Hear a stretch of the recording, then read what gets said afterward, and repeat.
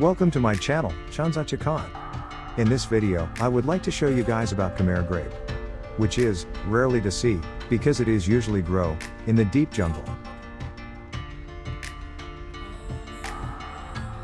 Thank you so much for watching my video, and please subscribe my channel and click on bell icon. Or if you already subscribe my channel, thanks for your subscription. Keep watching the video to the end for enjoying exiting moments.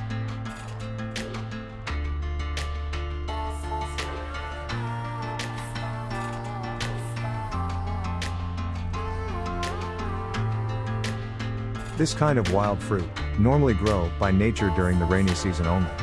And its taste is not really like our normal grapefruit that most of people grow. But it can be used to make wine by mixing with Cambodian rice wine. This kind of recipes, most of people have not known it, only old Cambodian people who live in rural area have known this secret recipes, how to make this special wine.